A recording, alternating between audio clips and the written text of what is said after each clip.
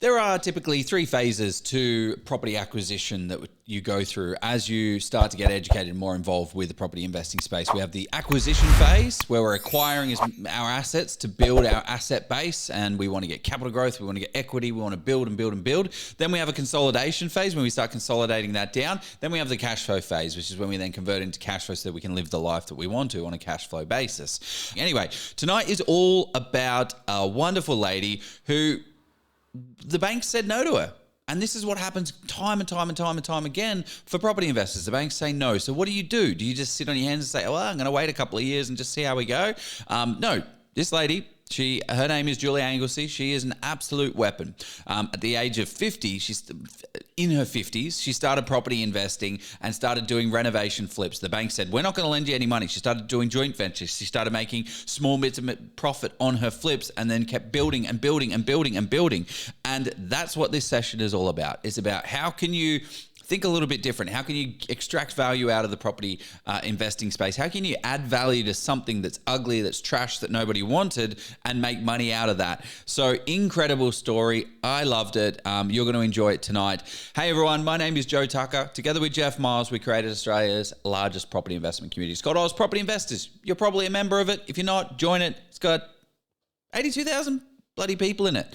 Each week we interview top property experts and unpack their lessons, their wisdoms, their learning, so that you can be on fly on the wall, listen to a conversation like this, learn and grow. We also have the Level Up Property course, which is a course that takes you through the step-by-step process of how you go about finding, negotiating, securing a deal, but not just that, where are the markets that are actually worthwhile, how do you build it and scale a portfolio, all that good stuff. It's all in there. But anyway, let's jump into this session. I'm excited.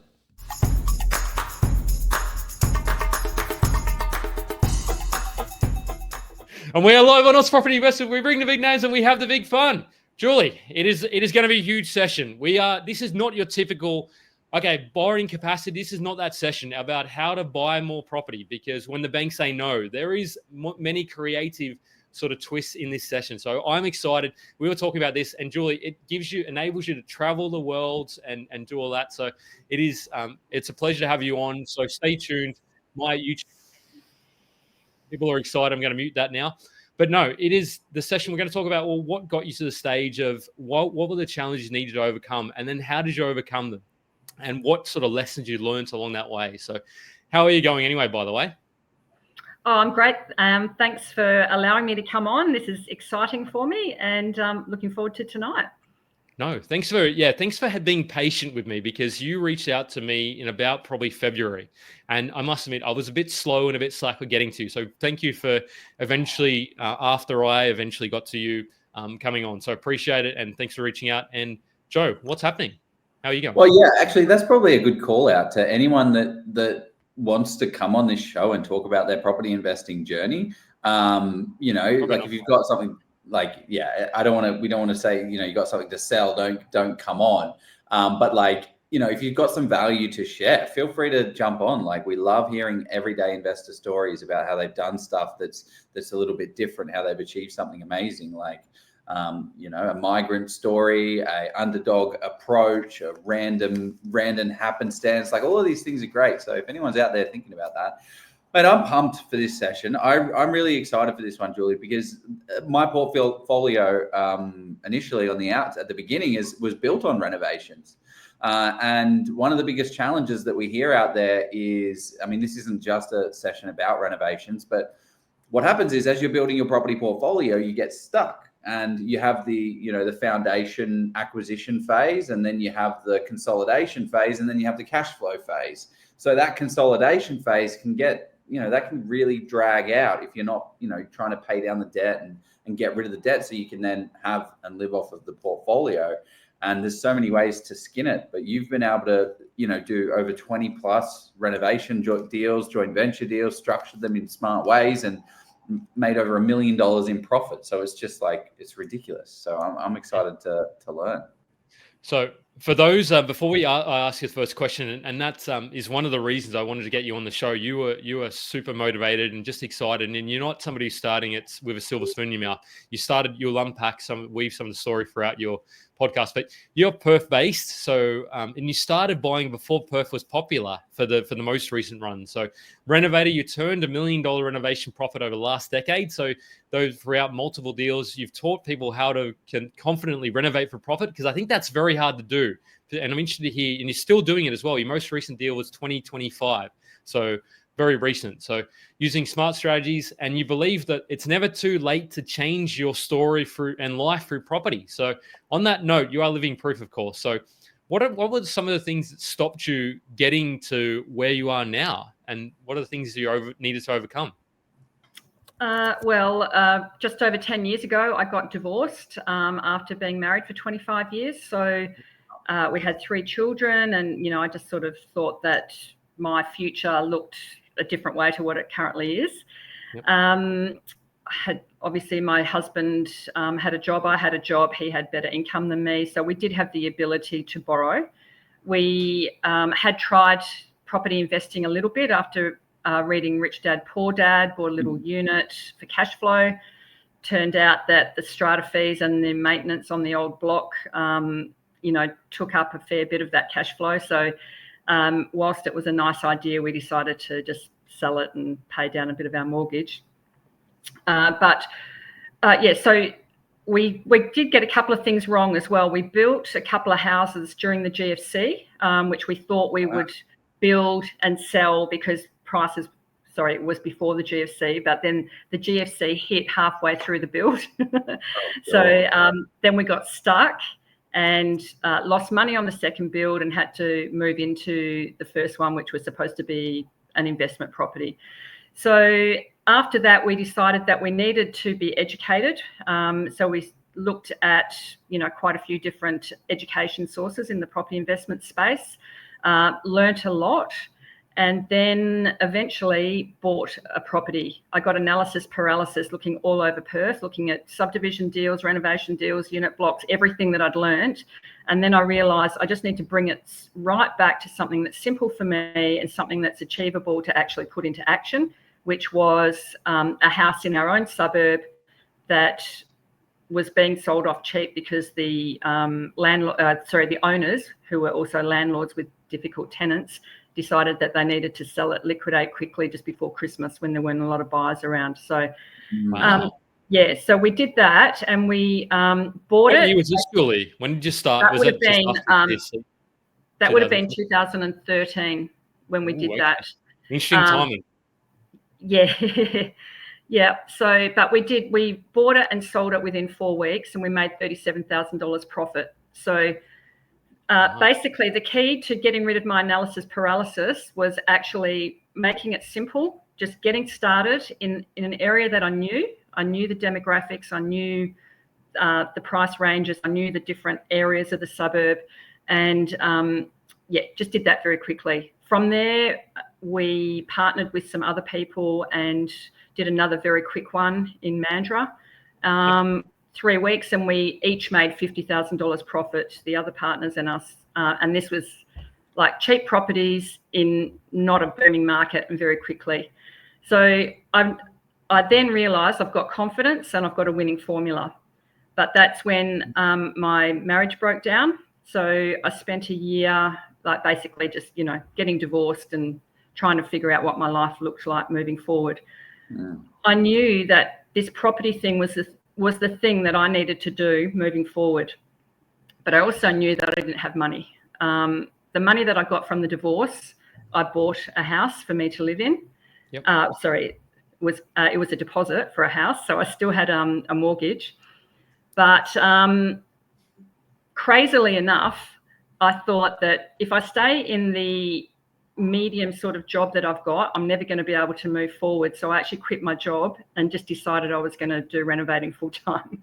So that's not something that I would ever advise anyone to do, but that's actually what I did.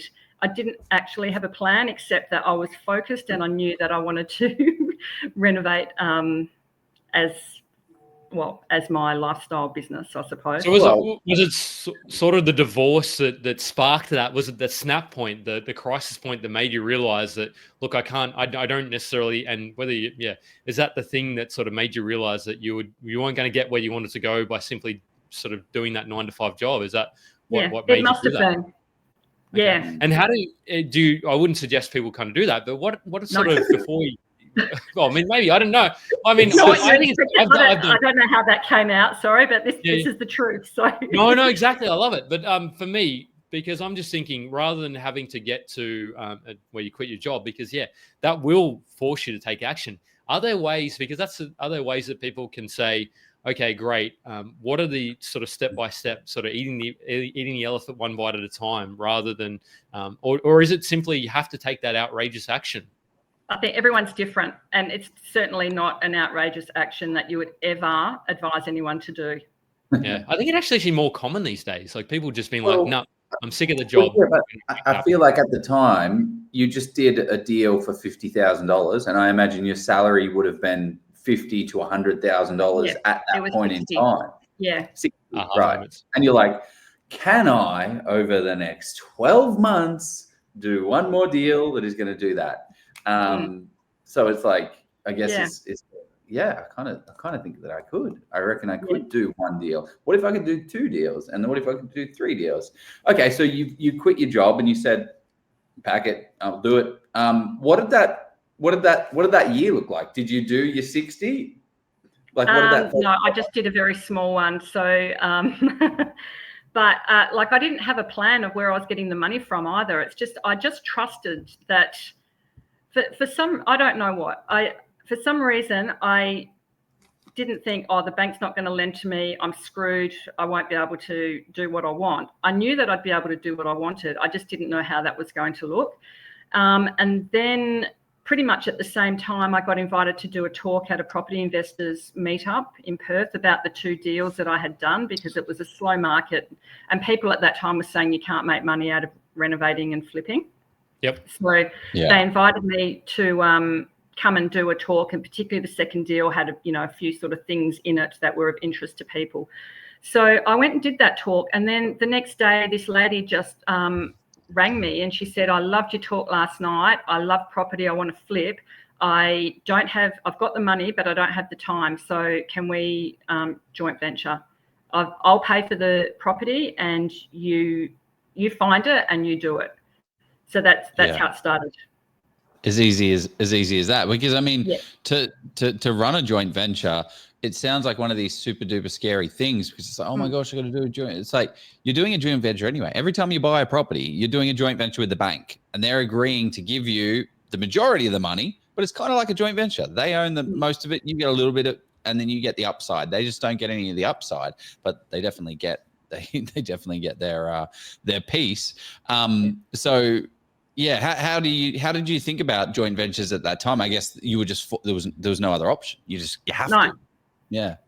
Yeah, and so I just I knew that we would need a joint venture agreement. So we both just sort of got together and just sort of came up with something. And she had quite a bit of experience with legal contracts and stuff, so she sort of typed something up, which I thought that actually ticks everything. Then I took it to a lawyer, my own lawyer, and just said, this is what we're doing. And so he did his own tweaks to it, and that was it.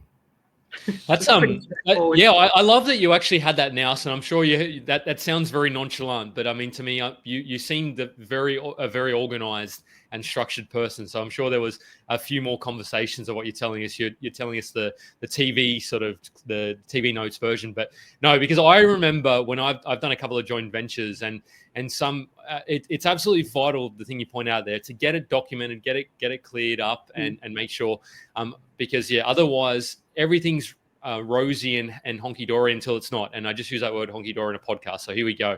I'm into my mid to late 30s. I'm allowed to use that now. But no, and then when it goes wrong, it can go wrong spectacularly. Yeah. And maybe, we might sort of, I don't know the answer to this question, so I'm interested in it.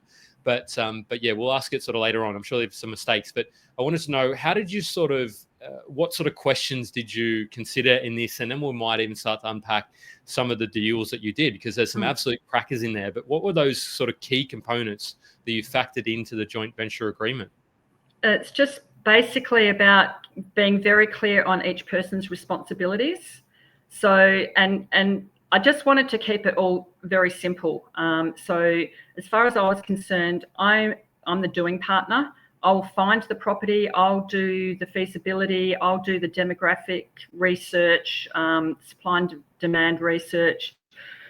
I will organise the renovation or project manage it, and I will organise the sales agent, the staging people, start to finish. They don't even need to step foot on the property if they don't want to. So my responsibilities are very clear, and then their responsibility is to pay the deposit on time, make sure they sign the contract on time to start with, pay the deposit, make sure that they've got the money to settle, find their own settlement agent, and then they're responsible for paying every single trade that we get. Part of my responsibility is a project management spreadsheet, like a timeline of what's happening, update them each week as to what's happened in the renovation. And they just need to pay the trades time in a very timely fashion, because I'm the one that's got the relationship with the trades, and I want to keep that relationship. So that's their responsibility, is to pay and make sure that the property's insured and, got the services. So all the money stuff is theirs, all the doing stuff is mine. So what about, okay, so you're like, I want to install this type of bathroom. It's going to cost 30 grand. And then I'm like, you can get it for 10. Like, let's do that. How do you handle those? Joint venture with Joe, by the way. If you get a joint venture, Joe, make sure he's the doing partner, because otherwise, he's really good. He's fantastic. And I wouldn't want to, because he'd be like, no, we're going to go on Facebook. We're going to go on Facebook Marketplace and go and get it there. I'm like, mate, then we have to. Anyway, go on. Sorry, I've now changed my. So we just, on a side note, we're doing a renovation on we do the Oz property portfolio. We're building a portfolio to 150,000 in passive income, and we bought 5 properties so far. And the first 3 of they all got renovation components to them, except for the block of units. And the most recent one has. I got quotes to do like doorknob changes and blinds and just like stuff that I could do with $1,000 and $2,000. Look, if I went there and did it all, and it cost me $2,000 and it would take me 3 days. All of the quotes are coming in at $10,000-$15,000, and I don't have the time to do it. Like, so we had to pay the $10,000 to do it. Which I think is where what you did was interesting, because you were paying in the trades as well. You were like, were you doing any of the work to save some of the bills? No, my husband was a tradie, so he did everything at our house, and I did nothing. I cooked. Did that give you kind of the background to know because for me, sometimes I could to know if somebody's trying to pull your leg, like they're charging you 15 grand for something that's like 2 or 3. So you had some experience and background, which is great. And it's interesting. And you sort of find in a joint venture, you said the lady initial joint venture did, she had the legal nous and the contract knowledge. Do you find that in your joint venture partnerships and relationships that's kind of what works really well, or you just or have you ever been, I suppose, the money partner? I've done. Yes, but with my children. That's all. Yeah. Oh, interesting. So they were the doing partners, were they? No, I'm the doing partner as well. I'm like, oh wow, because I don't know if I'd want my either my parents involved in a joint venture property deal, or I don't think. I love them, but and my children, I don't think I'd want them to do the work either when that comes up. No, my children are the borrowing partners. Yeah. Because they've got good jobs. Just before we get in, I just wanted to. That's something worthwhile mentioning. Sorry, Jeff. Just one thing is like the components to a deal.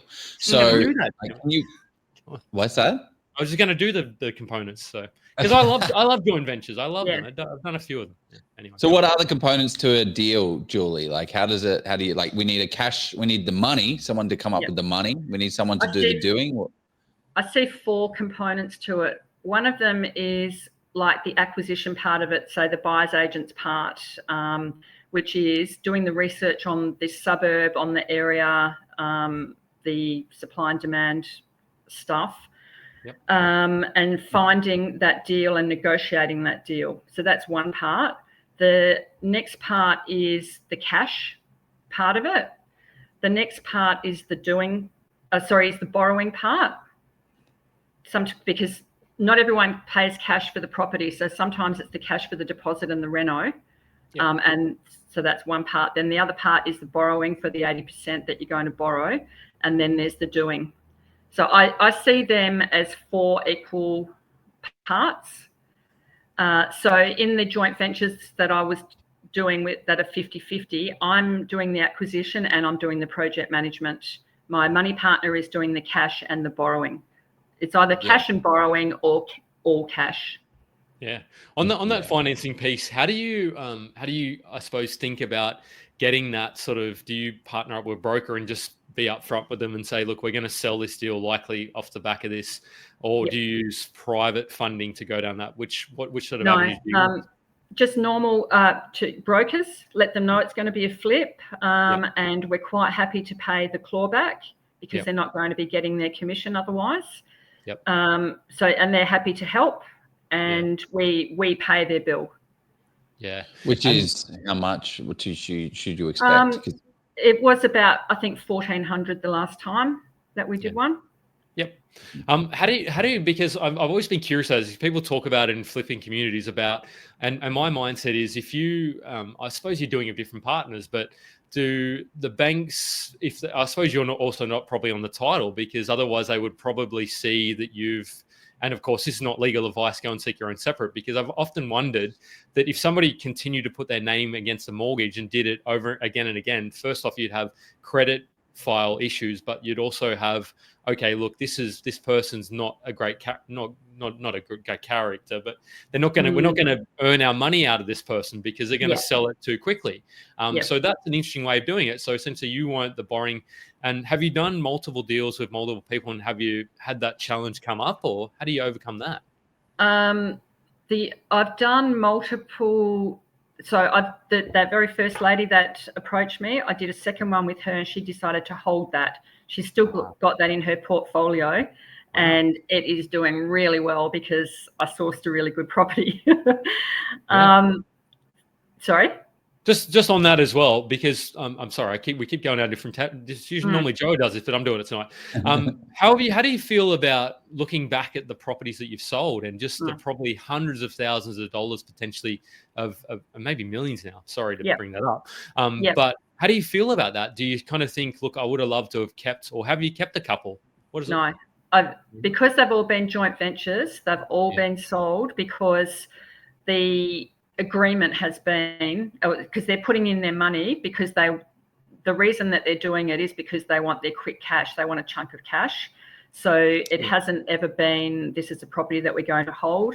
I haven't quite figured out exactly how our agreement would be if we were holding a property together and I haven't put any money in.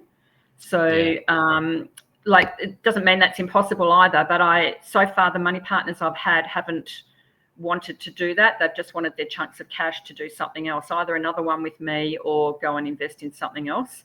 So the first couple that I did, we did 2 each together, and then they've gone off and either held that property. Another one went and bought a farm with her not with her profits, but she put the rest of her money into buying a farm just outside of Perth, and that was her dream. So that was fantastic.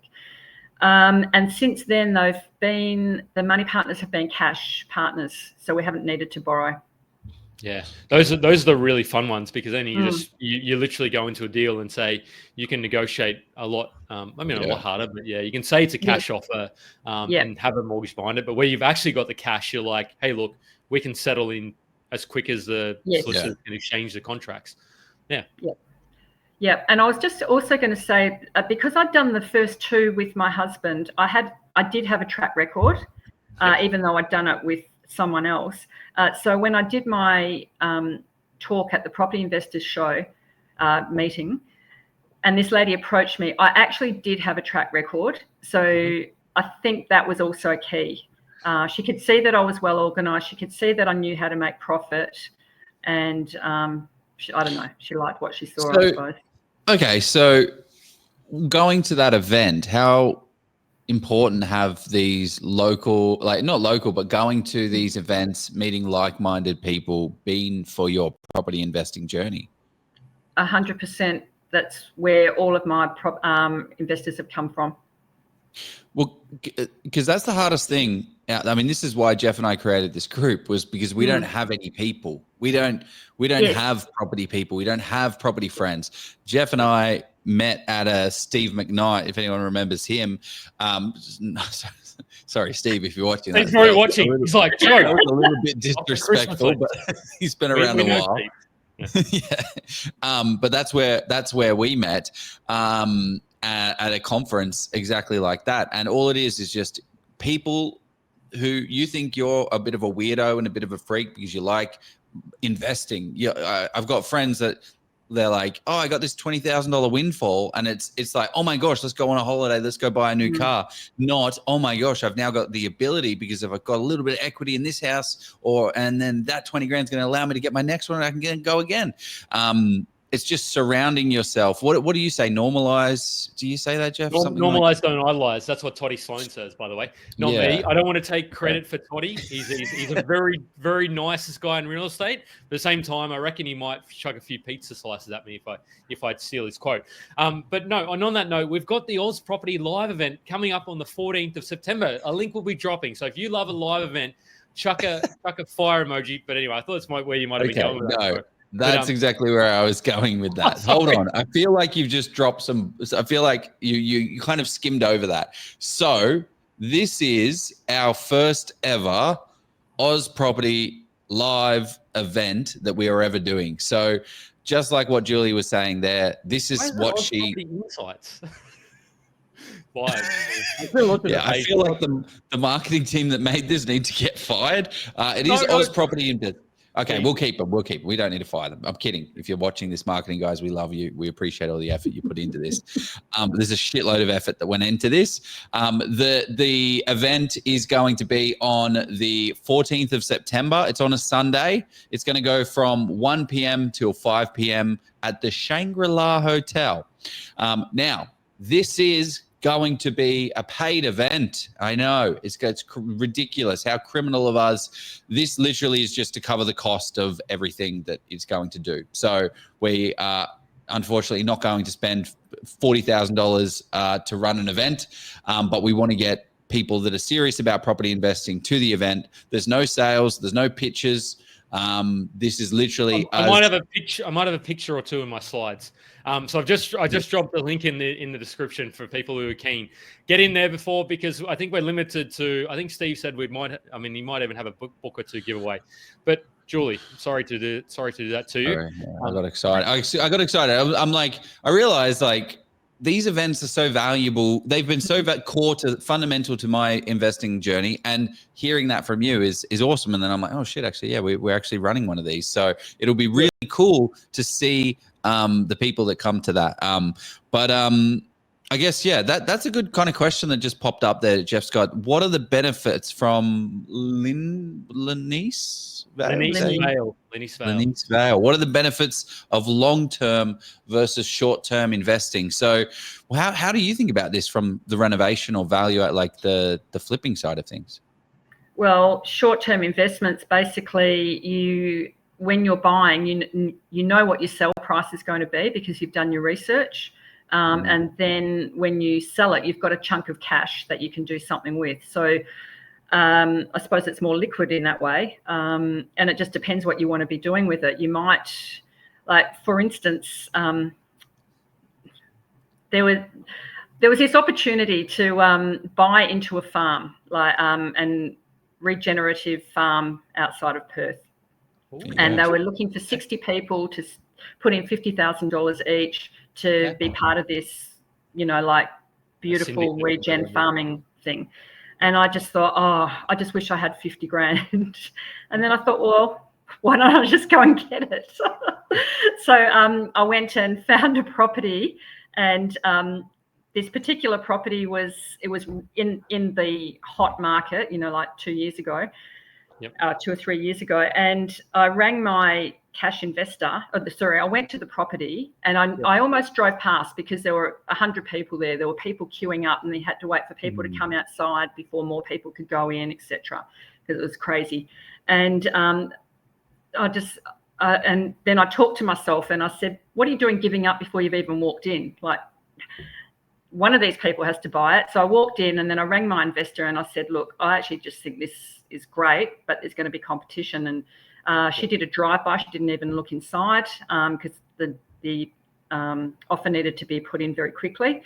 But she trusted me, so we ended up getting the property, and so we got $50,000 each out of that. So there was my 50 grand to go and buy into this farm. So how did that syndicate? Did you end up buying into the regenerative farm that was seeking about $3 million roughly of investment? How did that? Is that one that's wrapped up now, or how did that end up going? If you don't mind me asking. That's a long-term passion project, really. That's not something that I'm going to get a return on anytime soon. But I wanted that for the longer term, and I wanted good land like that, so that there's a good source of food. So then you own a portion of that. Yeah. So that's the benefit of a short-term investment. Whereas a long-term investment, you are building wealth. Like you are, as long as you look for something that's got cash flow, so it's not you're not forking out money out of your own pocket. Then if you've got good cash flow and you've bought a good property that's going to increase in value, then your cash flow is going to be great.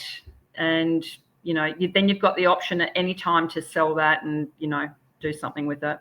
Yeah, it's interesting. The question I was going to ask you, the flips, because this is the thing that always gets brought up when we talk about flips or renovations to sell, is the tax and the stamp duty component of it. So how do you think about that? Because it's like you can't make money on flipping in Australia. In America, yes, it can work quite well. But how do you see that in Australia? Yeah, so tax, so you have to pay tax, basically. I haven't figured out a way not to pay it. So I pay income tax because I just invoice as a consultant. Mm-hmm. So it's just income tax. That's what I started doing. Then I did set up a company and a trust, but unfortunately it wasn't set up correctly. Yes, it's not financial advice. This is just what I did. I was actually speaking to somebody about this yesterday, and we may, you may actually know this person, but anyway, we'll talk offline about it. So anyway, there are ways to minimise your tax for sure. I haven't done it correctly myself. I made a mistake with what I did, and so my personal tax situation isn't fantastic. So I really can't advise people on that. But there's definitely ways to do it. So one of the things I think we kind of skipped over was like how do you actually assess it? So like, have you got a simple feasibility, like cost of acquisition, cost of renovation, holding costs, profit margin, and then what's the? I've got a very simple, like very quick one to start with, which is 2 minutes. So I call it the walkaway calculation. So you start with your end sale price, and so you've got to do your research into your end sale price. You can't guess that. You've actually got to be very definite about what that is, because that's the key. If you overestimate that, then, it's no good. You've got to do the research on that. So you start with the end sale price, and you take off your stamp duty, you take off all of the costs associated, your conveyancing costs, your renovation cost, your holding cost, as far as your mortgage payments go, your insurances, your council rates, etc. Then you take away the profit that you want to be making. So if you were just on your own trying to do this without a joint venture partner, if you're happy with 50 grand for a cheap property, then you would take 50 grand off your spreadsheet. And then at the end of it, you've got your walkaway number, which is the number that you're prepared to pay for that property. And if you don't if you can't get it for that price, then you walk away. I like that. It's very simple and it's very clear. It's unemotional. It's not like, because the agent will be like, can you pay 5 or 10 grand more? It's like, well, no, if I do that, I literally am going to be losing money from this deal. Yes. So, and then, or otherwise it's just like, okay, well, I've factored in 50 grand for profit. Yes. 40. Okay. I am willing to pay 10 grand more. I'm willing to only get 40 because there's not really going to be a lot to do. I wouldn't go below 40 ever though, just in case things change in the market. Yeah. And the other thing, downside. The other thing that concern me is what happens if, an unlikely event, you have a global pandemic, but if you have a trade shortage or a labor shortage where there's other things going on, and then all of a sudden your trades sort of go up by 15, 20, 30% or whatever it is, and you get delays, or it takes longer to sell, the interest blows out to the joint venture partner. So there's all those. What contingency do you put in your fees? So then I do a renovation breakdown, but after I've done my quick one, and I put a 10% in for on top of what I think the renovation is. And it's for the holding costs, I calculate how long it's going to take me to renovate.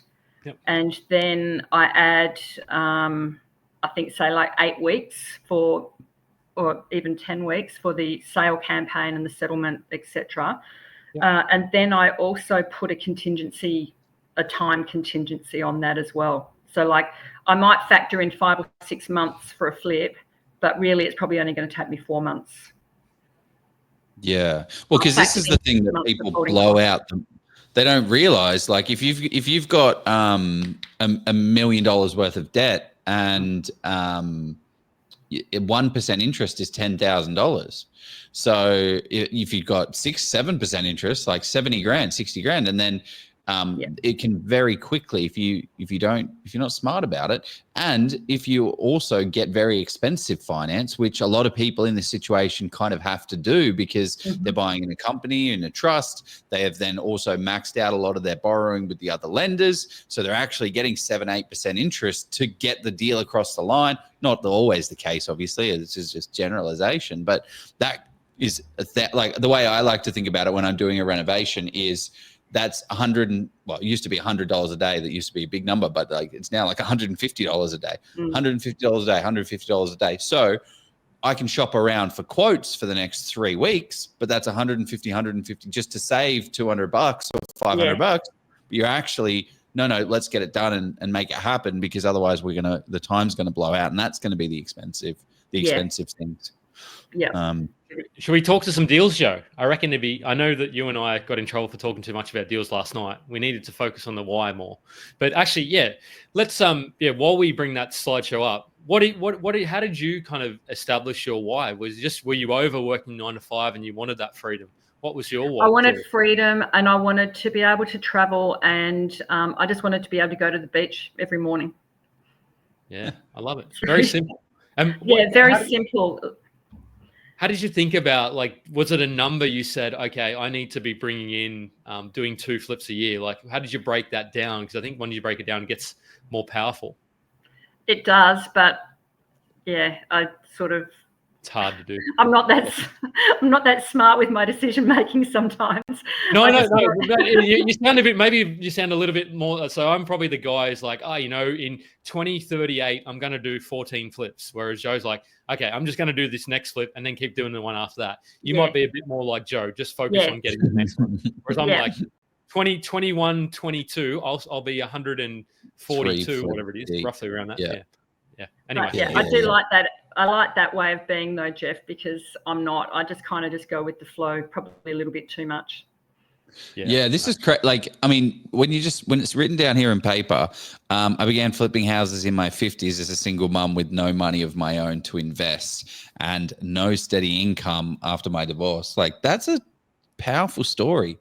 Because this is a lot of questions. Like, we get a lot of these questions of like, am I too late? Am I too late to the party for property investing? And you've actually just made it happen.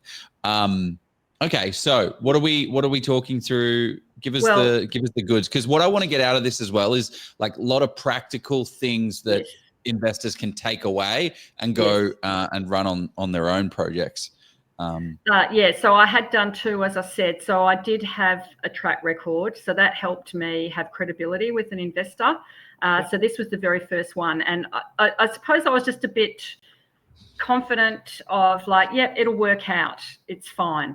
But obviously, having said that, I knew my numbers very well. I knew my demographics, I knew my suburb, and I knew my numbers. So I found this little asbestos cottage. I had only done brick houses before though, so I just didn't think asbestos would be a problem, to be honest, which it wasn't in the house, but then we had a fence that needed replacing. But anyway, yeah, for this one, it was just a matter of, I just wanted to keep things very simple, very basic, and very risk minimized. So I wanted to find something cheap for my investor to get started with me on. So this property, I think on the next page, I might have the numbers of this. So, and we just did a very basic cleanup of it. It was just, you know, not a nice looking house. It was 70 odd years old and just needed paint. Wow, look at that. Yeah. And so because I've done my walkaway numbers, I knew that the renovation could only be 23,000. So it's probably a bit hard to see in that top photo, but there was an asbestos fence that was leaning over, and I just thought I'd get a fencing guy in just to, it was actually quite leaning into the neighbours. I thought I would get a fencing guy just to prop it up for me, but when he came, he said, no, that actually can't be propped up. The whole fence needs replacing. Yep. So that was at that time about a $3,000 item that I hadn't factored in. Looks and great. Yeah, as it turned out, it was much better because it was higher and the neighbour's yard was not nice. So now you couldn't see into the neighbour's yard. So that was great. And then we just painted all of those other fences in the same dark grey colour, and the backyard looked beautiful. But what that meant was I needed to pull back the budget somewhere else. So I was planning to get definitely a new oven and range hood and, you know, just zhuzh up the kitchen a bit. But we ended up just keeping the old, the cooker that was in the kitchen and not spending much in the kitchen at all. We just cleaned it right up and painted splashback tiles and that kind of thing, because it was really important not to spend over that 23 grand because there was a price ceiling. It was a cheap suburb. And even if I spent more, I wasn't going to get more in the end sale. What are some of the ways, and this may be through education, I suppose, so maybe it's, but I'd love to hear how you actually understood that was the price ceiling for the market. Was it through conversation with agents? You became that area expert, I imagine. But how did you do all that? of that? Looking at the data, looking at all of the sales that had happened. There was one that had, I think it was 301,000, but that was the highest one. And I just thought, really, we can't count on getting that. It sounds like to me that 300 is the price ceiling, so we just need to make sure that we can make money under 300,000.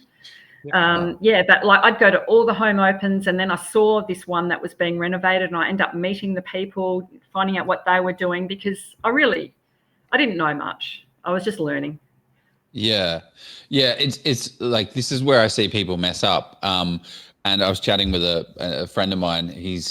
I've got a block of land, and should I build on it or should I sell the block of land and take the profits that I have? And my answer was, unfortunately, you just have to do the grunt work and speak to the real estate agents, look at all the comparable sales around the area, see what the type of properties are available, and kind of start, like, it's just boring grunt work of actually going on real estate, going through the sold sections. What is comparable? What does what do people here want, and what is attractive? What are they willing to pay a premium price for? Because just because you live in, Moss Vale and you need gold taps, most other people in the world actually don't need gold taps. They just need the Bunnings tap that turns the water on, because I think that's the purpose of it. So, is that a part of it? Like, how do you balance that? Because I'd like a silver tap at least. How do you balance that emotional side of things and then the ROI side of things as well? Well, when you said it's the boring grunt work, I find it exciting grunt work for a start. I see it as like a detective story. Like I'm just like digging into it, finding out all the details. Call it the money work, I suppose. The gold panning or whatever. Yeah. I don't think it's boring, but yeah. Well, it's not. It is boring. No, it's just hard work. Like it's like you have to do this thing. So if you want to get these results, I know there's going to be 100 people that listen to this episode, for example, and then 80 are going to say, 60 are going to say, I'm going to do a renovation. And then 20 are going to get to the point of actually doing the work. And they go, oh, so screw that. I'm not going to do it. And then 3 people are going to go out there and make $80,000 because they did the things that the other people weren't willing to do, which is why there's so much opportunity in this space, because you're doing things that other people don't want. You're taking, this is quite a nice one, right? This is a small cosmetic renovation. And that's interesting as well. You've gone cosmetic, and then it's because I imagine maybe what's the question? Why cosmetic rather than major structures? Well, that's probably because I was starting. I wasn't that confident in a lot of areas, and interior design was one of the areas that I wasn't confident in because I'm not an interior designer. I'm good at numbers and spreadsheets, and I can see opportunities, but I'm not an interior designer. So I just thought I can walk into a house where I don't need to change anything, and all I've got to do is freshen it up. That it fitted my skill set, really. Yeah. Yeah. Okay. So picking the location and picking the area is literally just going on real estate, chatting with real estate agents, and then going through the sold section and saying, this is a fully renovated property. I know that Bunnings kitchen. I know that, IKEA thing, 10 grand, 10 grand, 12 grand. Okay. That's going to give me my 30 grand, spend. I can actually turn this property that is now $80,000 or $100,000 cheaper, and I can make this product, which looks like trash, into this product that has us just sold for $350,000, $400,000 or whatever that number is. And that starts to give you confidence, right? Yes, you get that, it does. You get that. Oh, actually, I could do this. Like this, literally $50,000 just sat here because someone's and also a lot. I hear questions all the time about people saying like, "Well, why won't the vendors just do it?" It's like, look at your life. There's lots of reasons. There's so many things that happen. Like, why didn't I fly to Victoria and put the doors? Like, I'm getting charged. I think it's $190, Jeff. I think that's how much we're getting charged to put doorknob stoppers on. And like just ridiculous. There's 10 doorknob stopper things. But the effort required, it's probably how much do you value your time at? It's just ridiculous. But I just don't want to do that. But that's the attitude that a lot of other people have, and they're not going to make the same profit on and the there's deal. lots of reasons why the vendors wouldn't do that as well, like depending on their life circumstances as well. But I was also going to say. Yeah, so like it's, when you do start buy problems and sell solutions, that's absolutely one. Yeah, absolutely. But somebody's sometimes somebody asked about is that before or after tax? I imagine it's before tax at 29. Yes. Yeah. Which I said to that, I would imagine for tax, like most things, your job, selling a buy and hold. And I said, if you're earning, let's just say you're earning 60 or 70,000, or this became your full-time thing. Tax. Yeah, exactly. But you're sort of, if you're earning 100, 200,000 a year, maybe earning an extra 30,000, which you're going to pay sort of that 30 to roughly between 30 and 40% marginal tax rate. Above that, maybe a little bit. You'd sort of say, well, maybe that's not necessarily worth my time, but it's kind of, where is the best use of your time? Is it going and earning more money for your job to buy and hold? But for yourself, exactly, given you quit your job, you potentially can keep most of that. I just needed this for income, really. I just wanted chunks of cash so that I've got income for my lifestyle, which includes traveling. So this 23 grand in 3 weeks plus selling. So you would have flipped this thing in like, a couple of months, like 2 months. You would have had signed the contract, exchanged, done the 3 week renovation, got under contract again, and then sold it all over again. Was there anything that you helped spur the negotiation on with the real estate agent? Like, did you kind of hint and say, hey, Mr. Agent, I'm doing a renovation. I'm going to sell this property in X amount of time. Is that a little... yes. Maybe. Yeah, I definitely do that. Yeah, and I found the agent that she was good in the area for a start. She also lived in the street. So she was very passionate about that particular suburb, even though Perth people thought that that was Perth's cheapest suburb. Sorry. Was this Rockingham Way? Was it? Kwinana. It was Medina. Medina. Oh, yeah. You could have picked up some absolute crazy deals for 200 to 250 in 2020 that are now selling for 600 plus. And people like 600 in Kwinana or Medina or even Lida or all those sort of pockets. I've got a couple more examples in. Yeah, we should get to some of these shows because we'll have to. Jeremy Nazelli, our favorite, one of our favorite accountants here, has said no one ever went broke making profit. And yes, that's it. So it's small, but it's a start, and it's just proving that it can be done as well when everyone's saying it can't be. The model. So yes, it's small profit. It's not life changing, but it's a start. Yeah. Well, yeah, and I think that you start to move on a little bit more as well. But it's just the time frame, like 23, and also this was back in 2015. So we're talking 10 years ago for your first deal. Like the numbers are now very, very different. Oh, true. Wow, it needed to be quick because Perth was going backwards as well, so it had to be quick. Yeah, I see these ugly things all the time, these stupid little pillars. I don't see them with graffiti on them as much, but I didn't realize you could turn them into something so nice. I know, and like the plan was to get rid of them, and I got the structural engineering and I got the quote and all the rest, but it didn't fit our budget. So then I thought, well, we're just going to have to paint them, gyprock them and paint them white. And it actually was fine. It didn't detract from the house. It didn't make us sell the house any cheaper because of them. No, it makes it look fantastic. Yeah. That house was completely trashed. It was actually bought at a mortgagee auction for $252,000. Yeah, it had no windows. Wiring. Yeah, the bathroom, the kitchen is. Yeah, that's just graffiti and boarded up windows. And the only thing that we kept in that house was those tiles. They look pretty nice. Which part of Perth was this in? That was in Secret Harbour.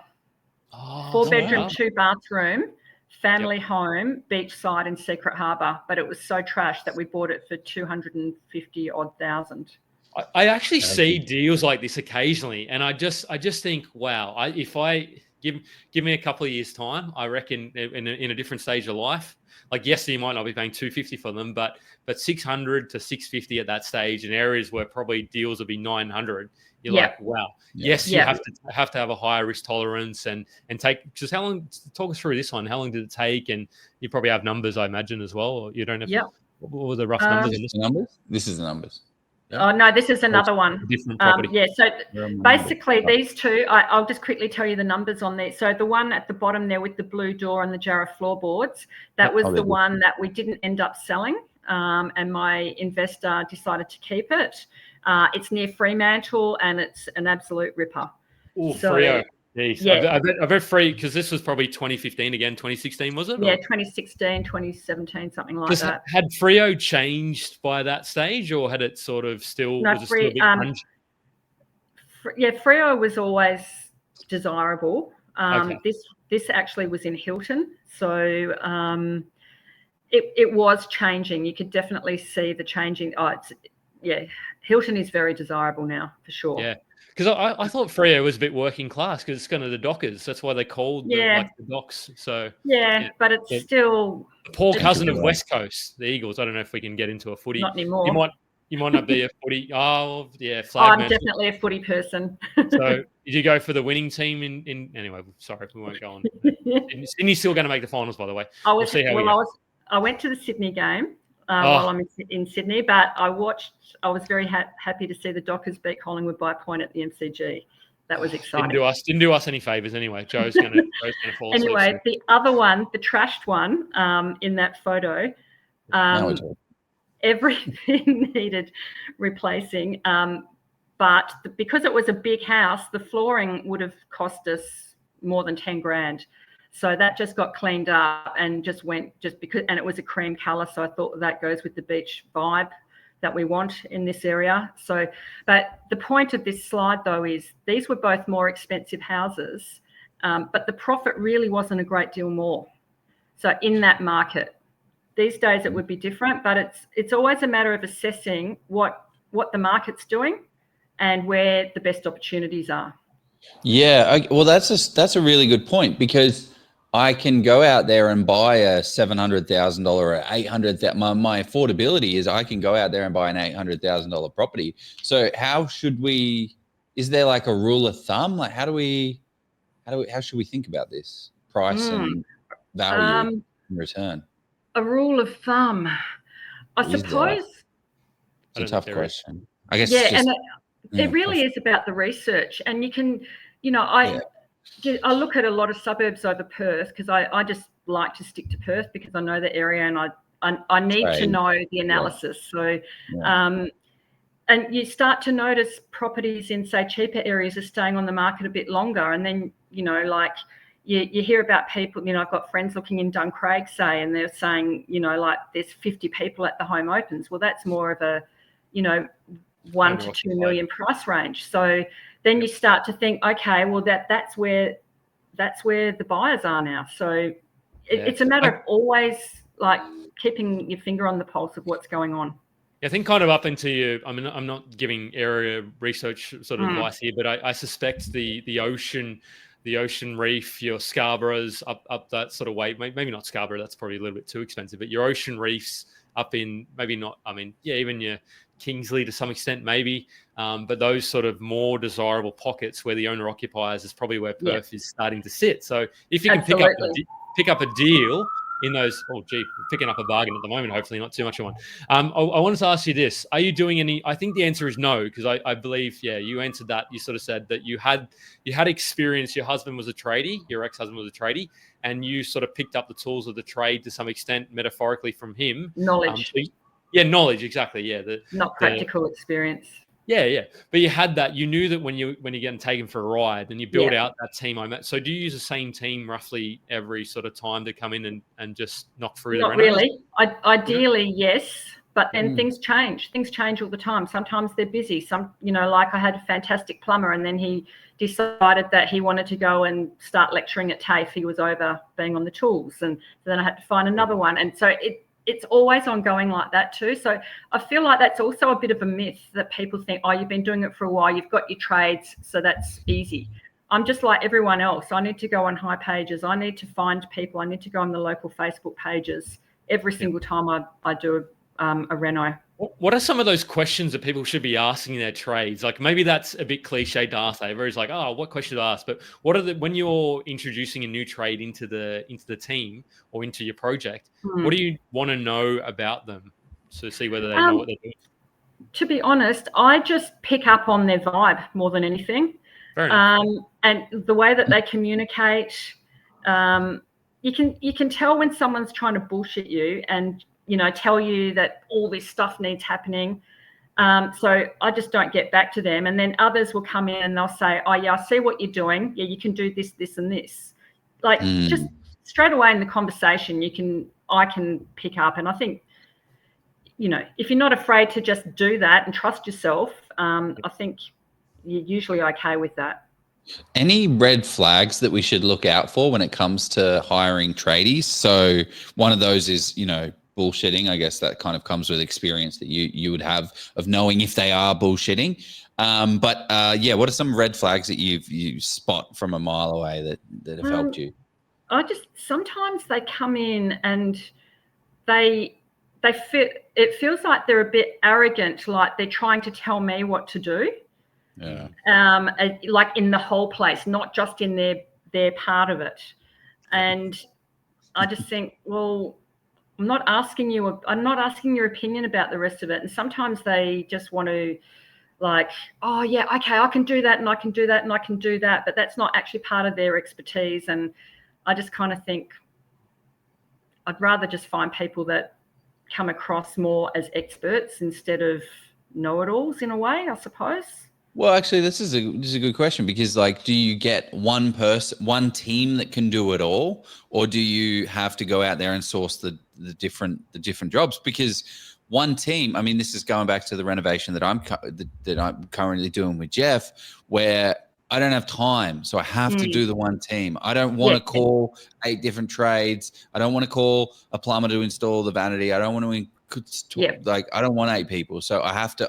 I understand the cost of doing business by doing it, but where do you draw the line? Yeah. No, that is a great idea, definitely. So I suppose it's the person in charge that you just need to know that you're very comfortable with, that they know what they're doing and they're not going to try and find extra work that doesn't need doing. Do you typically find getting one person to do it is more expensive than getting 8 people to do it, or 6 people to do it? It does. It really depends on their area of expertise. Yeah, because like a lot of the stuff you can get a handyman to do. So if you're paying the plumber or a carpenter, it's going to be more expensive. Of course, so they specialise and the hourly rate's a bit higher. Yeah, but also sometimes, you know, like I might have a good electrician and I'll say, oh, do you have a plumber that you work with? And they'll say yes. And then like they're really happy to work with each other and it's great. So I'll get referrals from them as well. Good trades know good trades. And it's kind of like if you have a good accountant, they'll probably know a good broker. And if that person they're referring to no longer becomes good, that person will slide off their list. You'll find pretty quickly. Joe, we're at an hour in, mate. We haven't played the first ad, and you did 20 plus deals. So I reckon you'll have to pick a couple of your favorite deals, but so stay tuned. We have deals and we have Q&A. So lots to come, people.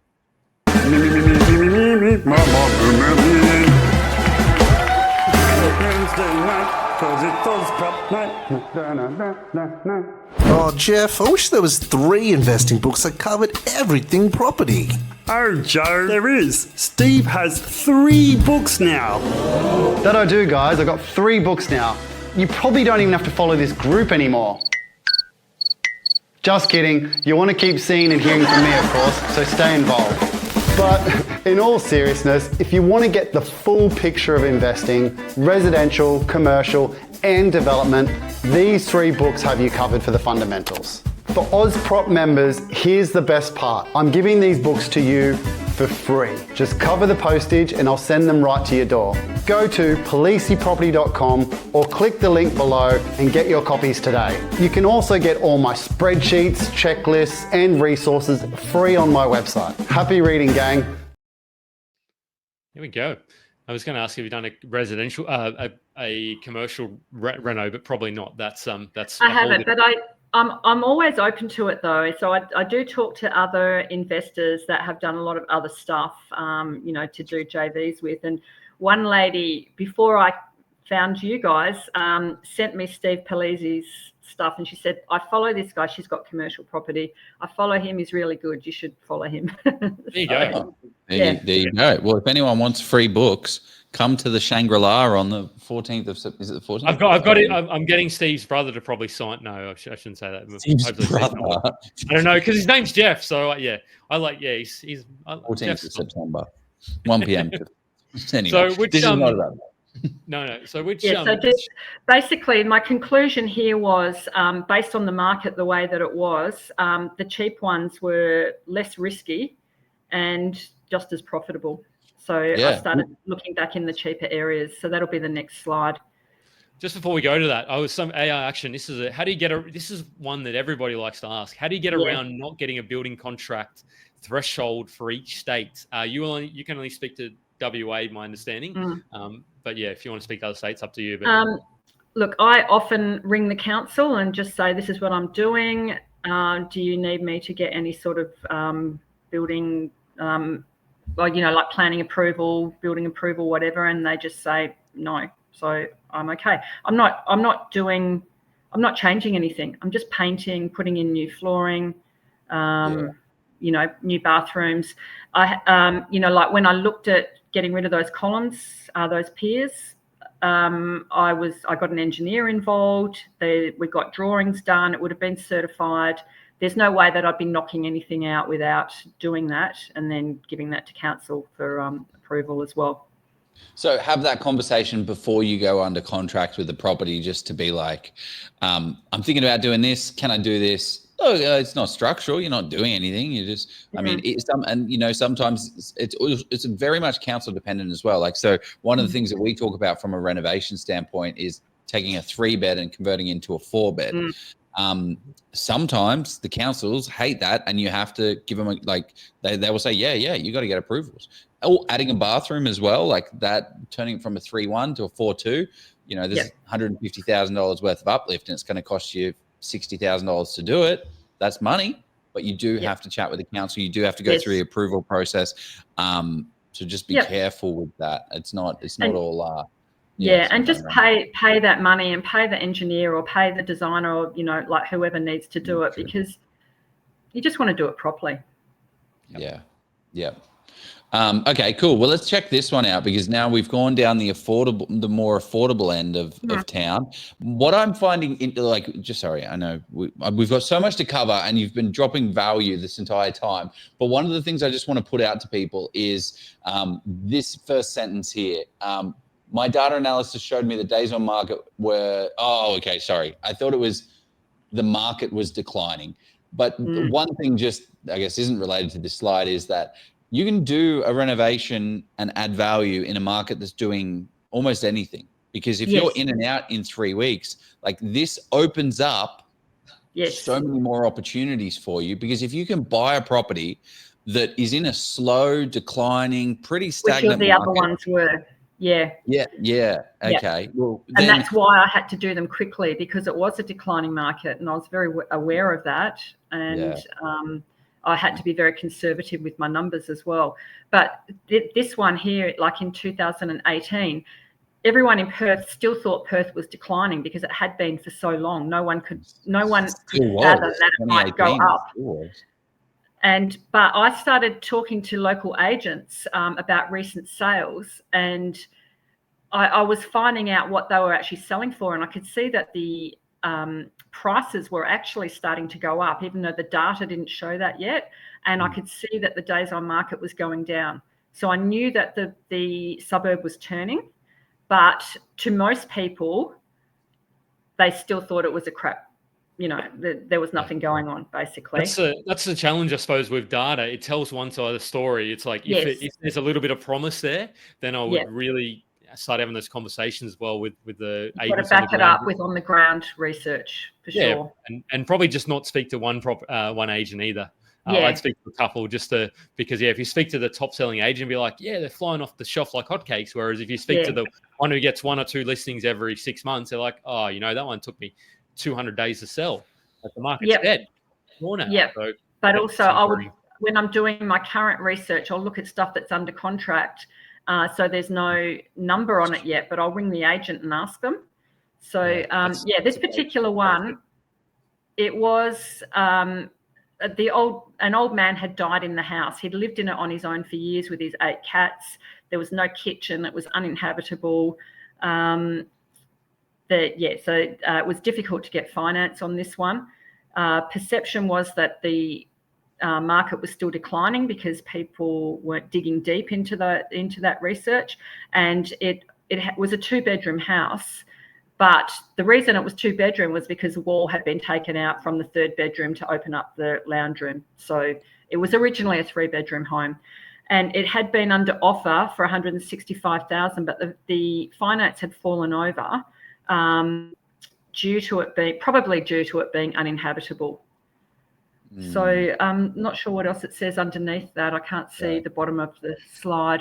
And then so it had been under offer for $165,000. The beneficiaries lived in Europe, and the executor lived in Singapore. So there was a lot of issues that I could solve quite easily in this house. So our offer was $130,000 cash with no conditions and quick sale, because we knew who the sellers were, what their pain points were, and obviously cash was the thing that was going to speak loudest to them. I like the next slide really shows with volumes what you actually did, and it was a bigger reno, 50,000 probably was. Is this I don't know one? necessarily. No. Yeah, Yeah, this one. yeah, it's just this one. Yeah, so this is the top one. You can just see that there's sort of a hole in the wall there, a few holes in the wall. So that was the lounge room on one side, and then the wall on the other side was also gone, and that was the kitchen on sort of like on the back side that you can't see. So all we had to do was just fill in those walls, like put the walls back, and then it was the third bedroom again. Oh, this is the same space? Yes. Yeah, fantastic. And look at that floor. You look at this floor and you're like, utter trash. Get rid of it. Put over floating floorboards. Disgusting. And and it stunk. Underneath it. yeah, and it stunk. And then all you've done here is sand it, clean it up, sand it, and it's beautiful Jarrah wood, isn't it? Yeah, Jarrah. Yeah, really beautiful. Beautiful.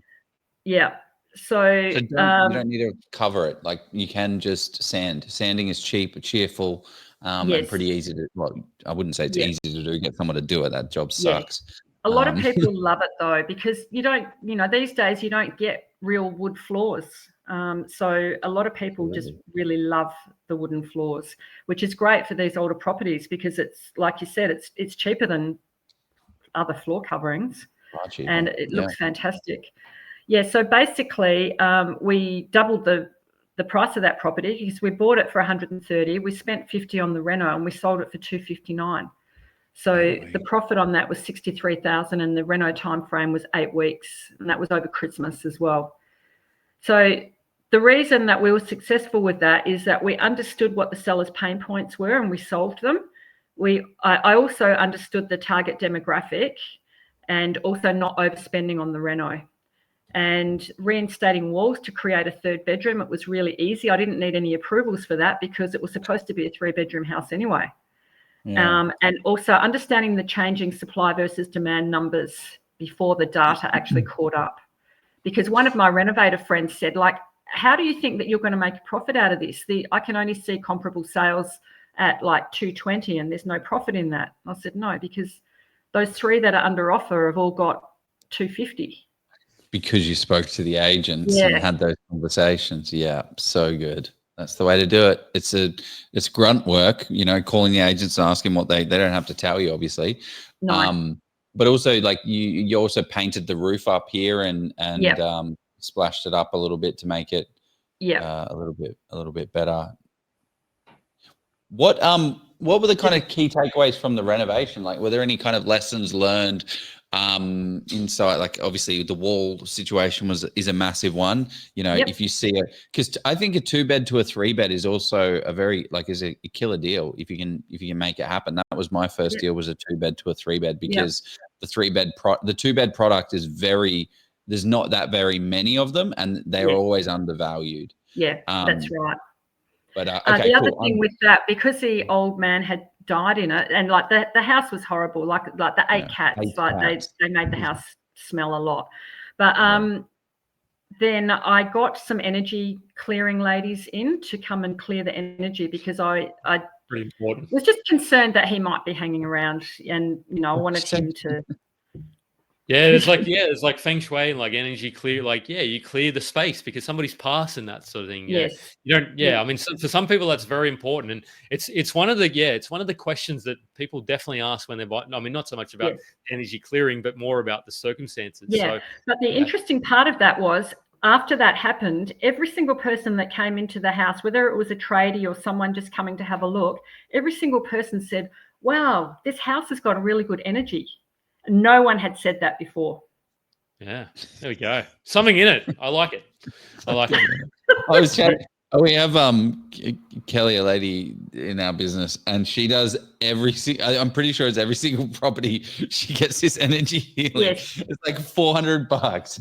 Yes. Like, Mate, what if do it you I know works, the lady she uses. Yeah. Oh, it's like your favorite pair of socks or whatever. When you go out and play footy or sport or whatever, if you make sure those pair of socks are ready to go. Utterly ridiculous. But it works. But it works. Okay, I'm not. There's many people on my side of the fence that are saying it is utterly ridiculous, and then there's many people that are on your guys' side of the fence that said it actually works. Whatever works.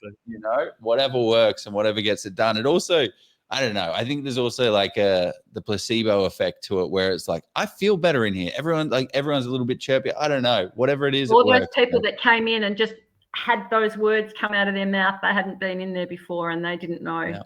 Yeah. Love it. Okay. It's just such a weird thing. It's just so weird. Okay. Let's go. Flip number 7. And shit, we've got 20 of these, so we're not going to go through every one of them linearly.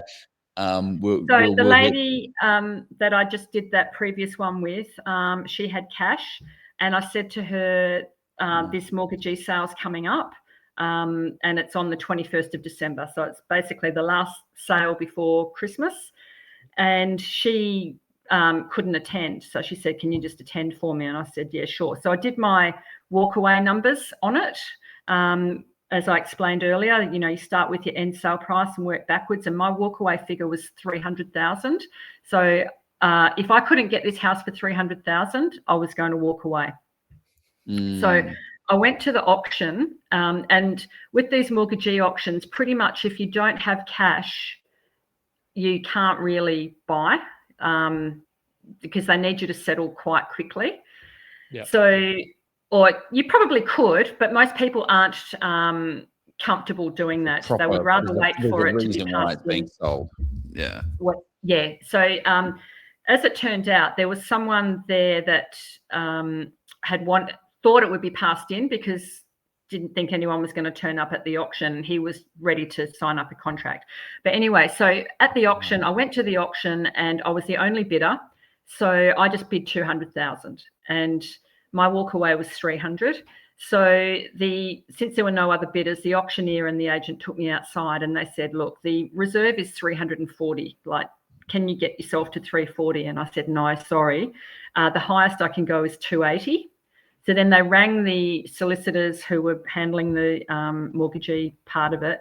And then they came back to me and said, there's actually a backup reserve of 320 if you can get to 320, which I've never heard of a backup reserve before. But anyway. And I just said, look, I'm really sorry, 280 is my final one. So then they rang them again and then they said, look, everyone wants to knock off for Christmas. If you can just bring it up to 300, it's a deal. So I said, yeah, okay, it's a deal. They negotiate against themselves. How good is that? That's the reverse leverage. And this one looks like it's in Port Kennedy, is it? It looks very familiar. In Secret Harbour, and it's between the high school and the primary school, and it was a great house. There was actually nothing wrong with it. We weren't really planning to do a lot in the reno anyway. It was really all in the buying. We just thought we'd clean. It still needed some cleaning up and tidying up. But yeah, so the next one was, so I went home and I rang my investor and I said, congratulations, you just bought this house for 300, because there was a guy there that was going to pay 350. And she said, well, you might think I'm crazy, but why don't we just sell it straight to him for 350 if he wanted to pay for it, 350 for it, like in this condition, and which is fine. And I went, okay, I'll ring the agent and see whether he's actually knocked off or whether he's ready to do another deal.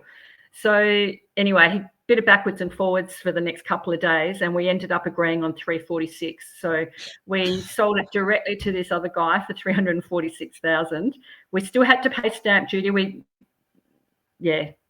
we could have done it so that we didn't have to. I feel like if you preset it, but there's no way, because the bank's not going to take that. Like with the finance side of things, right? It's just, it wouldn't. So at the end of the day, like basically from one day to the next, we made 30 grand and we didn't. What if you sold him the company? What if the company's buying the property? Can't you just sell him all the shares in the property and the company in the company, and the company owns the shares?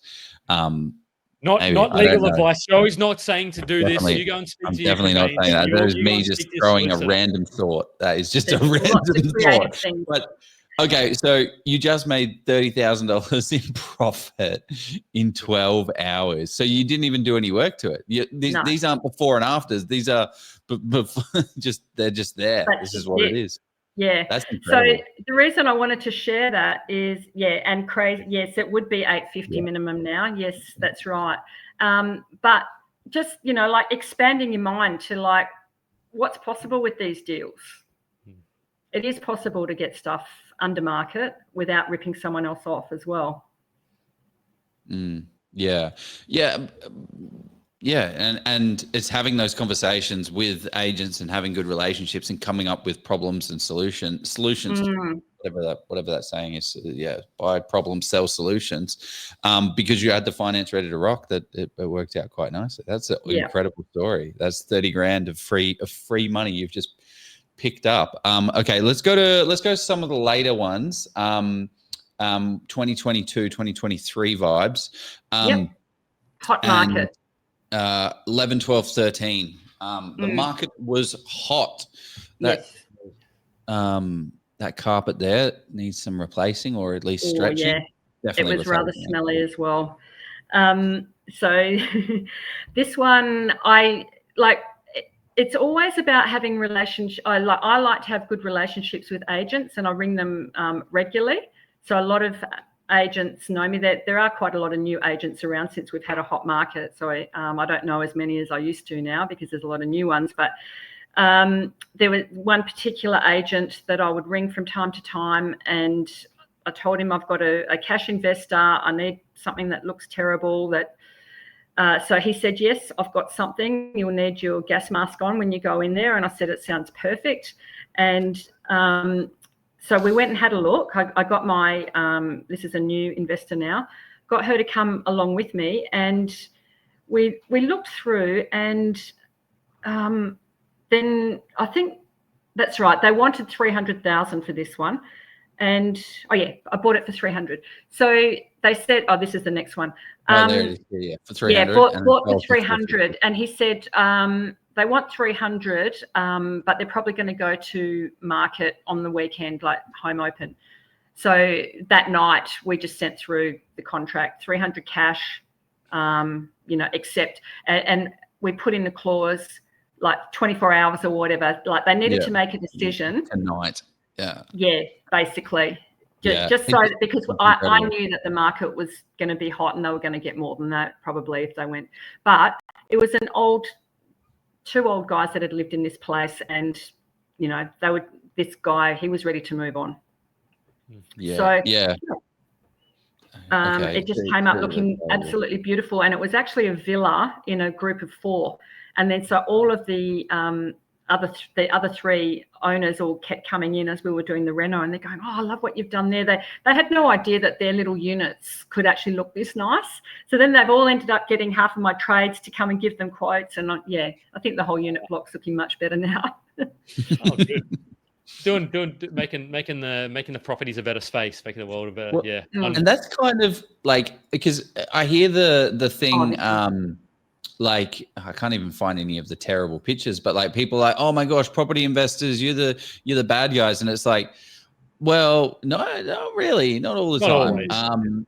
Not always, because it's like you're taking an absolute, I mean, this isn't a terrible picture, right? But like you're taking a real big issue that nobody wants to deal with, and you're going in there, you're ripping up the smelly carpets and the gross stuff, and you're putting the money into it, and you're getting rewarded for the problem that you're solving because nobody else wants to solve it. So it is really just making the entire council a better place, making the whole area a better place.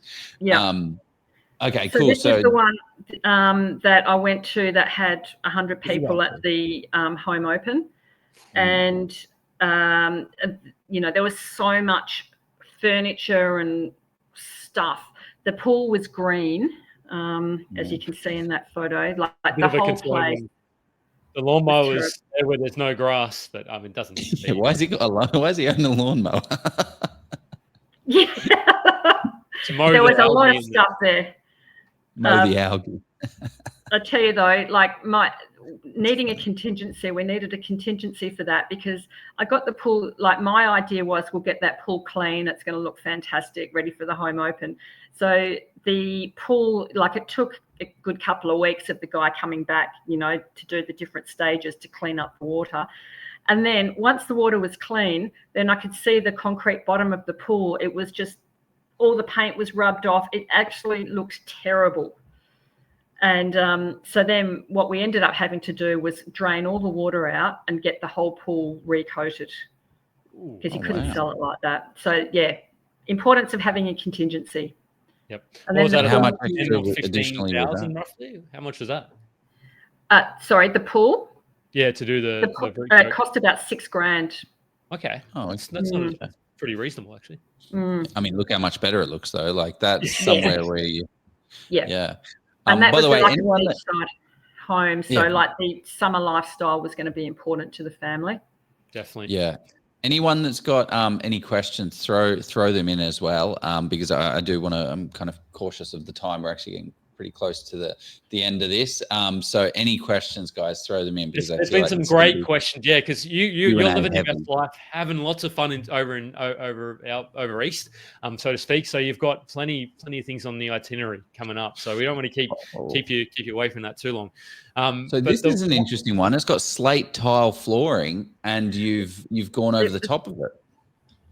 Well, the slate we ended up ripping up, but this house, like it, once again, disgusting, but solved a problem. The guy needed this bought, like I found it on the Sunday night, and he needed an offer by the Tuesday.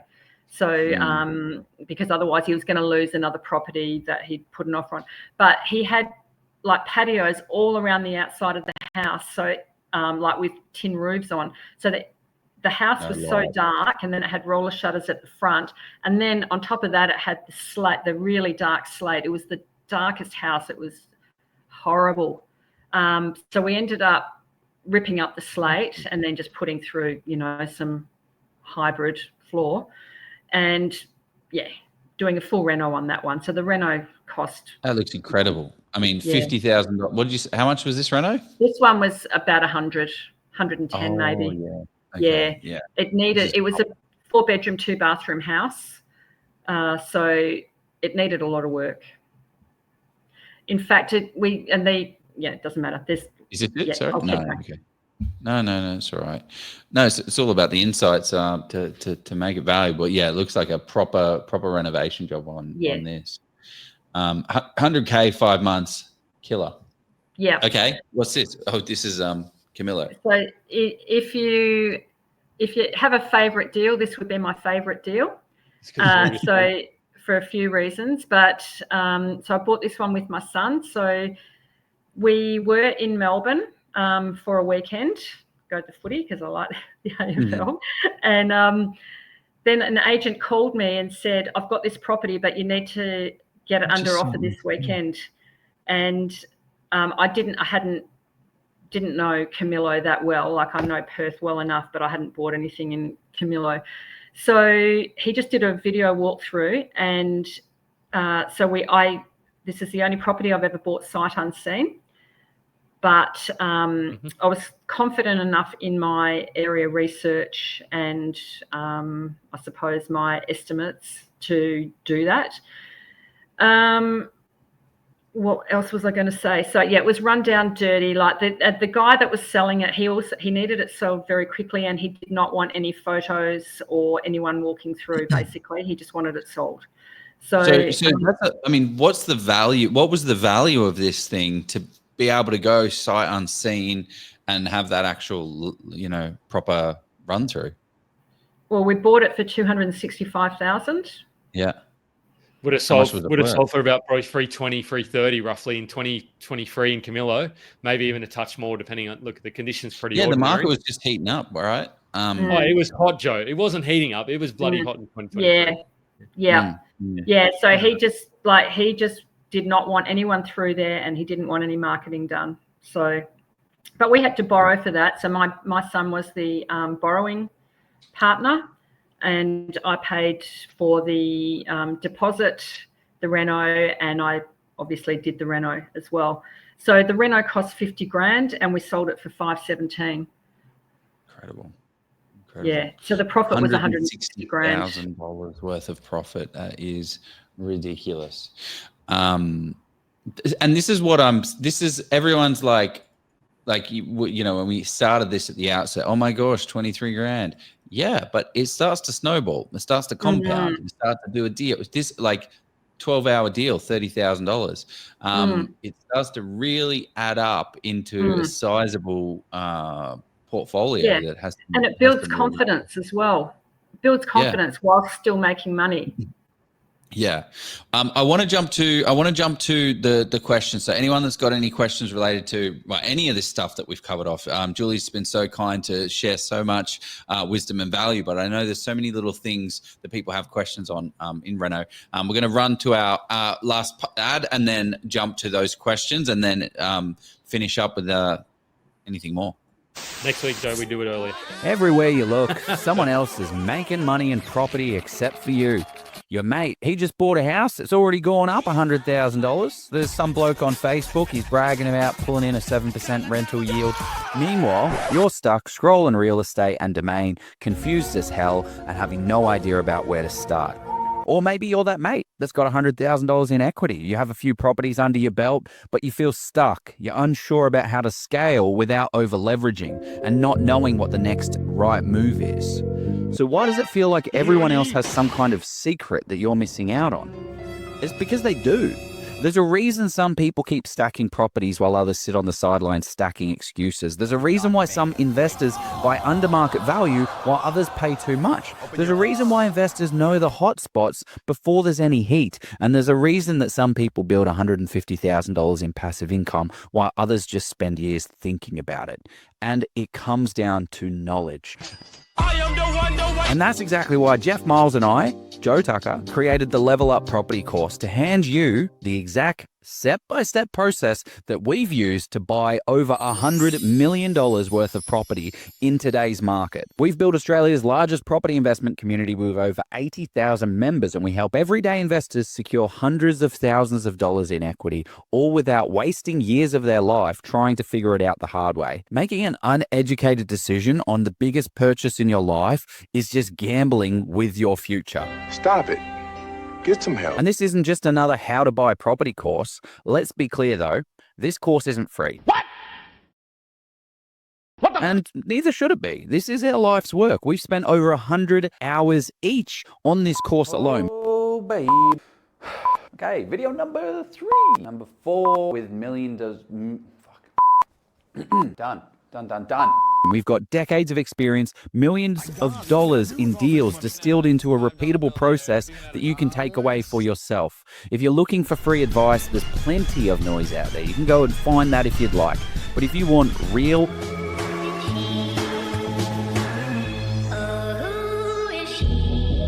actionable, step-by-step guided process that works in today's market, then this investment is going to change everything for you. By the time that you finish this course, you will have full confidence. You'll have every tool that you need to build an amazing portfolio if you act on it, right?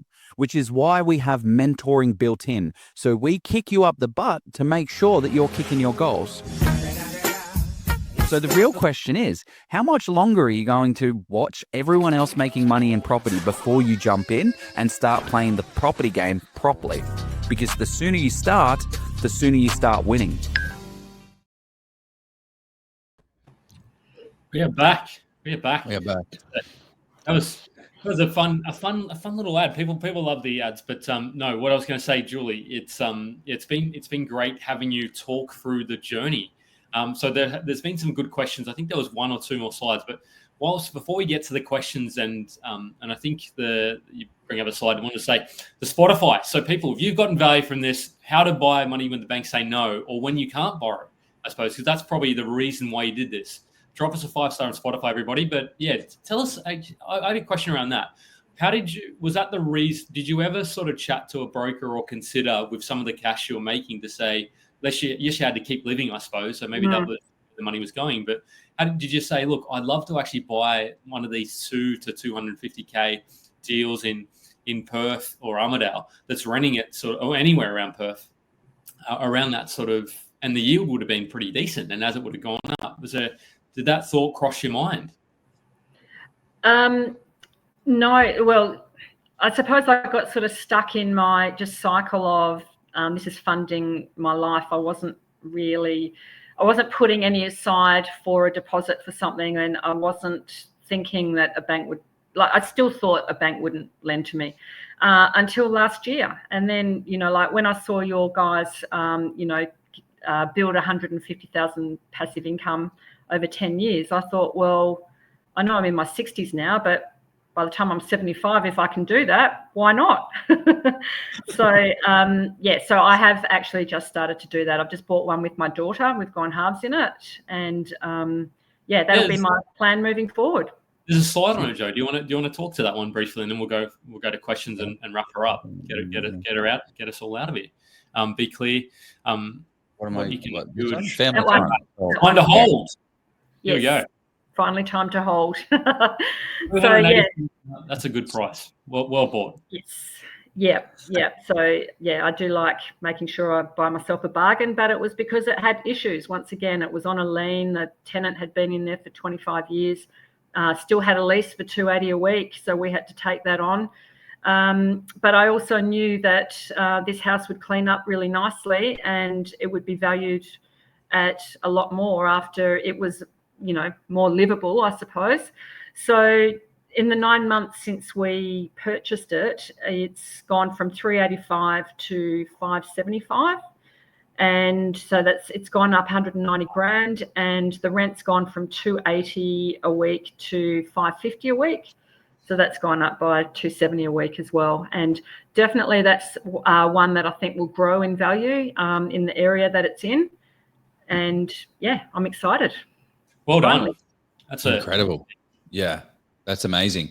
And it's kind of, I like this $190,000 worth of uplift now, because that's actual equity that you can go out there and use. Obviously, there's a portion of it it needs to be usable equity. But what I like about this story is you've just taken action on the things that you had within your control. You didn't didn't take no for an answer. You said, okay, cool. Well, how could I do it? And what are the things that what are the components that we need to have? It's ridiculous. I love it. This has been super insightful. So now the goal is cash flow building the portfolio out. Yeah. Yeah.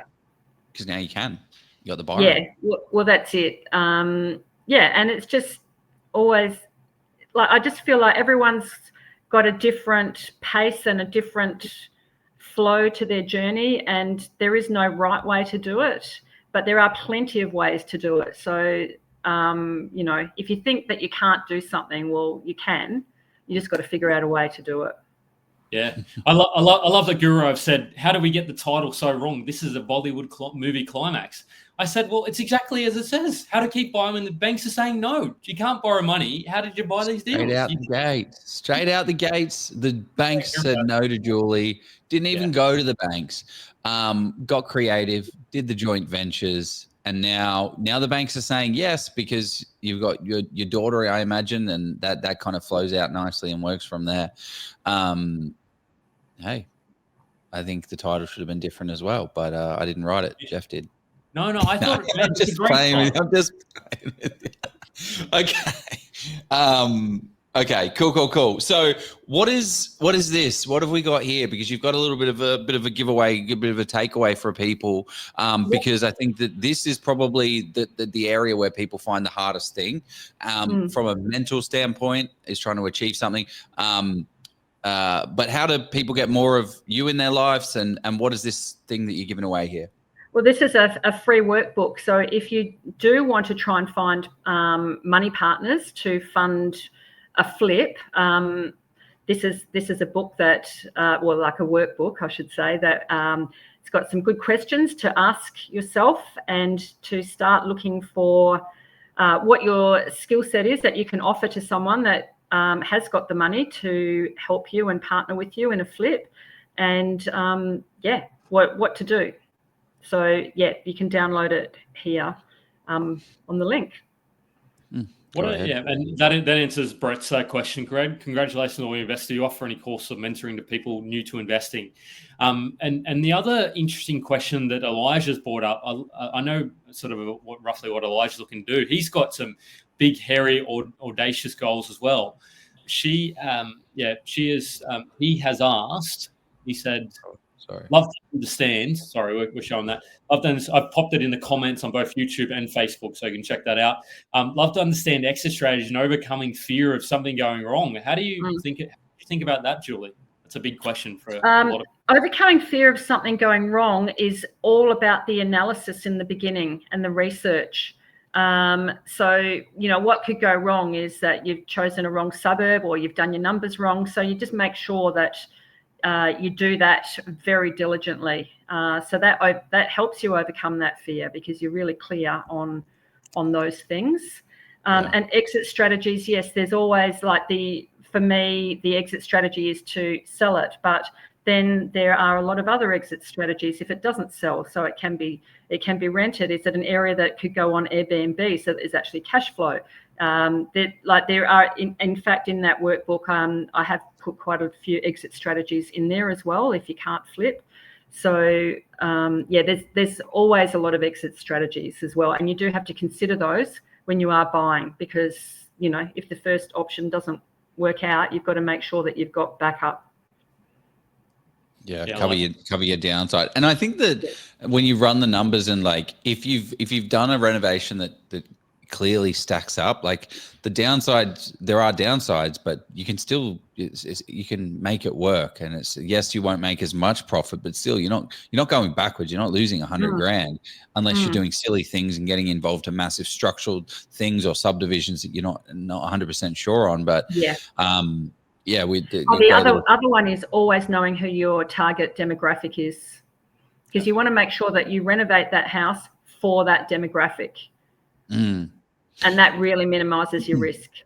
To Joe's gold tap in Mossvale, no gold taps if you living in. But if you're in Mossman, you should put on gold taps, right? Yeah. Did you say Mossvale? Did you say Mossvale or Mossman? No, I mean Mossvale, they definitely have gold taps down there too, Joe, for sure. Okay, mate. sorry, Southern Highlands. Mossvale.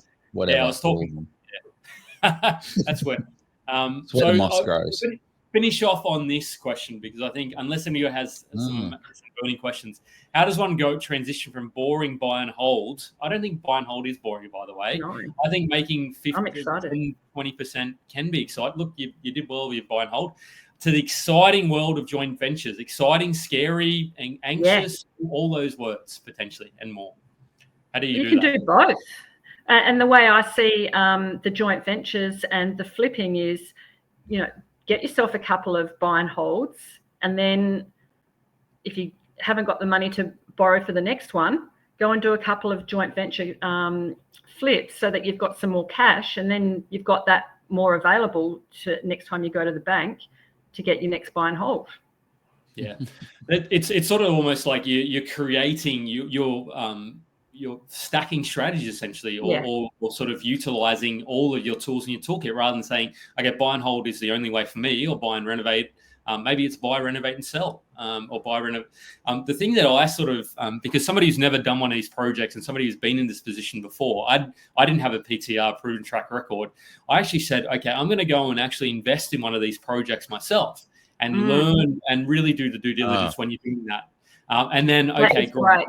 And really, but partner up with somebody who's willing to give you a little bit extra time and energy. Some people, and be upfront about that. Say, look, I want to understand the nuts and bolts of this. And if you don't do that and you expect that, you might be sort of in trouble. But if not in trouble, but you might be disappointed.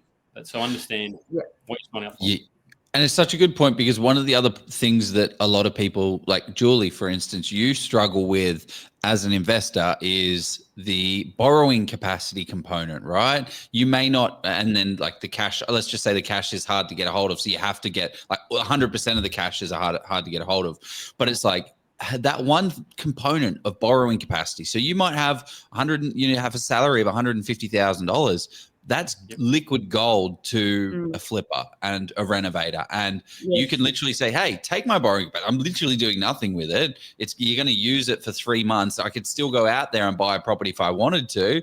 I'm not putting any money into the deal, but that leverage of being able to get a borrowing capacity. Now, remember, there's 4 components, so you've got to get paid in proportion to the value that you give, but still that's better than doing nothing. Totally. It's and that's exactly what I did with my son.